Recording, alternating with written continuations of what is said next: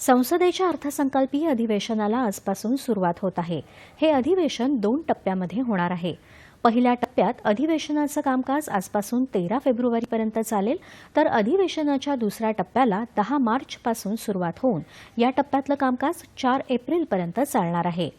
राष्ट्रपती द्रौपदी मुर्मू यांच्या अभिभाषणानं या अधिवेशनाची सुरुवात होणार आहे। संसदेच्या दोन्ही सभागृहांना त्या संबोधित करतील। त्यानंतर आर्थिक सर्वेक्षण अहवाल संसदेच्या पटलावर मांडला जाईल। केंद्रीय वित्तमंत्री निर्मला सीतारामन 2024-25 या वर्षाचा आर्थिक सर्वेक्षण अहवाल दोन्ही सभागृहात सादर करतील। वित्तमंत्री निर्मला सीतारामन उद्या केंद्रीय अर्थसंकल्प सादर करणार आहेत। अधिवेशनाच्या पहिल्या टप्प्यात पंतप्रधान नरेंद्र मोदी राष्ट्रपतींच्या अभिभाषणावरील आभार प्रस्तावावर उत्तर देतील। तसंच वित्तमंत्री निर्मला सीतारामन अर्थसंकल्पावरील चर्चेला उत्तर देतील। त्यानंतर अर्थसंकल्प प्रस्तावाच्या छाननीसाठी संसद अवकाश घेईल। विविध मंत्रालयांच्या अनुदानाच्या मागण्यांवरील चर्चा आणि अर्थसंकल्पाची प्रक्रिया पूर्ण करण्यासाठी 10 मार्चपासून संसदेचं दुसऱ्या टप्प्याचं कामकाज होईल।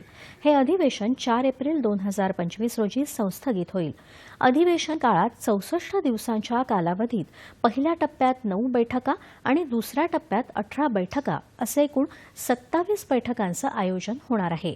या काळात वक्फ सुधारणा विधेयकावर संयुक्त संसदीय समिती आपला अहवाल संसदेत सादर करेल।